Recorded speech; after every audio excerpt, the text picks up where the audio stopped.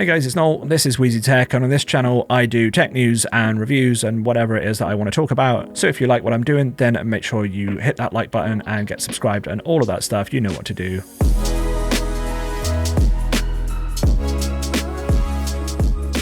Tin HiFi have re-released their T2 IEM earphone. First there was the T2, then there was the T2 Pro and the T2 Plus and the T2 Evo. And now there's the T2 2022 or the T2 DLC. Now that's not downloadable content for the T2, but stands for diamond-like carbon and refers to the coating on the diaphragm of the dynamic driver. It seems to me that Tin HiFi have stopped iterating the T2 body style for their flagship earphones, as they did with their T3 and the T4 for their main line of earphones, having moved to a completely different body shape for the T5. Instead, they seem to be keeping the barrel design of the T2, which Tin HiFi refer to as their tank design, and they seem to be keeping that under its own product line, the T2, which they then keep updating with new versions. At least that's what I assume that they're doing, although the T2 Plus does kind of fly in the face of this. I feel like Tin HiFi really need to get their naming scheme in order because it's just confusing everybody. Regardless, the Tin HiFi T2 2022 is, as it sounds, a refresh of an existing design. So it's the same body shell, but we've got a new driver which Tin HiFi calls their 4th generation DLC composite dynamic driver. And thankfully, they've finally switched out that old MMCX connector for a 0.78mm 2-pin connector, which I think is going to please a lot of people, as the MMCX connector isn't widely liked and can be a bit fiddly and awkward to use and fragile. Anyway, if you are interested in a new version of the Tin HiFi T2, they are available now, and pricing is around that $50 mark, or about £44. The next one is another portable DAC amp, this one from Shanling, the UA2 Plus. This one has no built-in cable and instead has a USB-C port so that you can use a separate USB-C to USB-C or a lightning connector, which means it can work for both iOS and Android, as well as Mac and Windows. They also list compatibility with the Nintendo Switch. The device runs an ES9038Q2M DAC chip and dual amplification circuits for both single-ended output via a 3.5mm jack and a balanced output via a 4.4mm Pentacon. Pricing is around about £80 or $90.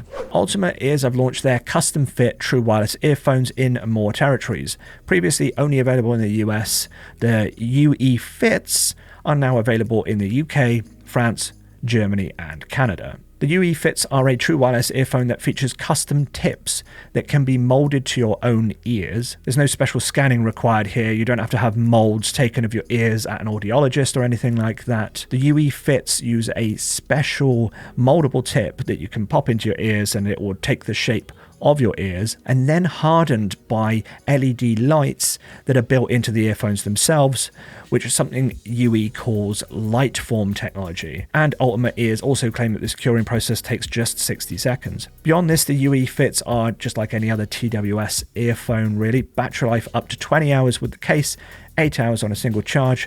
They support SBC, AAC, and a good point, they support aptX, and the pricing is $199 or £199 or around €230, which is quite high, but it's probably a good price to pay for an ideal fit if you're the type of person that really doesn't get on with earphone fits in general.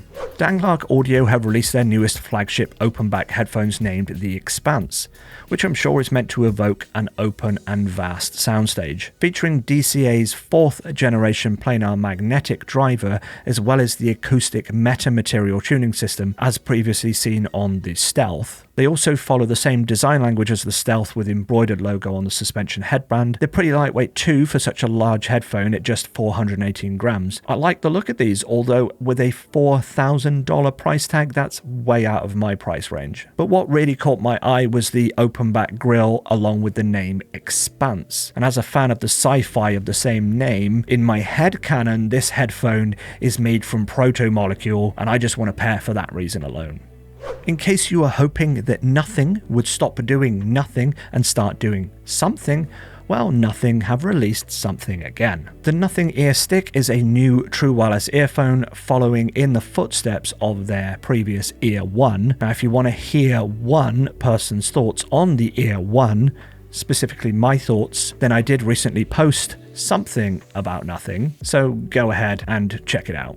The Ear Stick have all of the design cues of the Ear 1, but this time they're going with an earbud fit rather than an ear canal or IEM style fit. This is something that Nothing are calling half in ear. Now, I don't know about that, but I've always seen all earphones as in ear, with a distinction between earbud style, which don't have any tips, and ear canal style or IEM style, which do have tips that seal within your ear canals. Regardless, the Ear Stick is to the Apple AirPod as the Ear 1 is to the AirPod Pro. A new change with the Ear Stick in order to counteract the loss of bass that would come from a lack of seal with you not having tips that seal in the ear canal.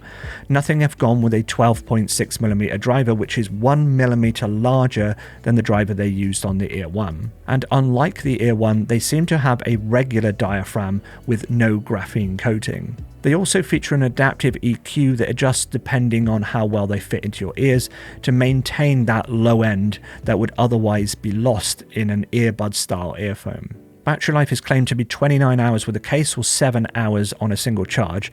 Now, the Ear 1 could actually go up to 34 hours with the noise cancelling disabled.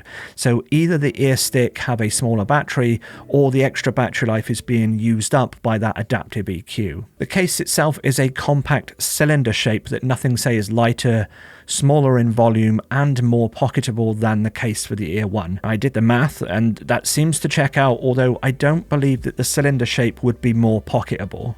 It is certainly unique looking and I think it looks cool as heck, to be quite honest. That's the one area where I do believe that Nothing really do stand out. Now, in terms of charging that case though, you do lose out on wireless charging. However, you gain a fast charge ability, which is a good upgrade over the Ear 1. Perhaps the best new feature with the Ear Stick versus the Ear 1 is the new inclusion of a user customizable EQ within the Nothing X app. Now, this is a new version of the Ear 1 app, which has been updated with a new name. The EQ feature is a pretty cool and unique looking interface with 3 sliders, one for bass, one for mids, and one for treble. So you're basically looking at a 3-band graphic equalizer, but it's in a star pattern, which should be quite intuitive for the average user. More advanced users would probably prefer more EQ bands or a parametric equalizer, but this is better than nothing. Now, in case you're wondering if this works with the Ear 1, unfortunately it does not. You've actually got the option to see this 3-band graphic equalizer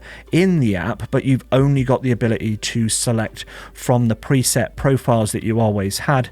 You cannot actually set up a custom profile using that 3-band graphic equalizer on the Ear 1, so that's a bit of a shame. Maybe they can add that to the Ear 1 with a firmware update, but as it stands right now, it doesn't work with the Ear 1. Pricing of the Ear Stick is £99, which I'm sure was the launch price of the Ear 1. I'm not sure at what point the pricing for the Ear 1 changed to £149, or if I was just misremembering, but that's what the Nothing Tech website says at the moment. I'm sure that it launched at £99, but now it says £149, and now the Ear Stick say that they're at £99.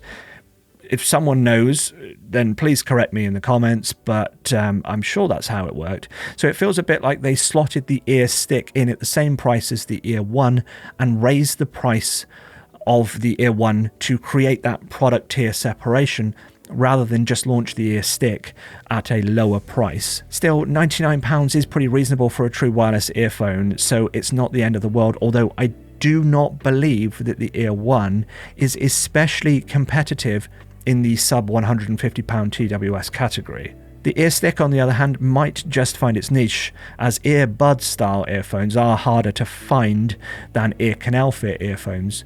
Not everybody gets on with the ear canal fit earphones, so having more of those earbud style earphones on the market is always welcome.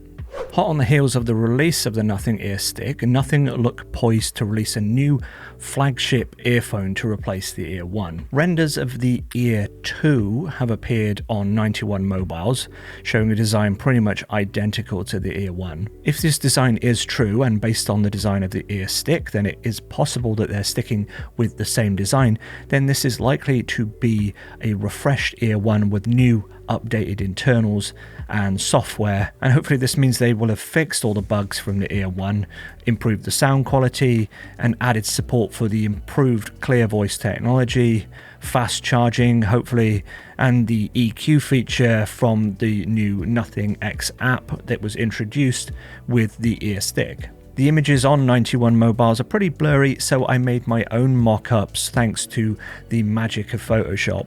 Nothing is known of the release date yet, although as per leaker Snoopy Tech, they could very well be released this December. If true, this is pretty close to the release of the Ear Stick, but it does kind of make sense. The Ear 1 have been out for a little while now, and they've got some bugs. They're not exactly the best value earphones going for that sub £150 true wireless category. So I do think that it makes complete sense that they will be refreshed this December. And as always, I'll report on nothing if I have something, unless there's nothing to talk about. Right, that's going to be it from me for this video. If you liked it, then you know what to do. Hit like, get subscribed, all of that good stuff, and I'll see you in the next one. And until then, have a good one.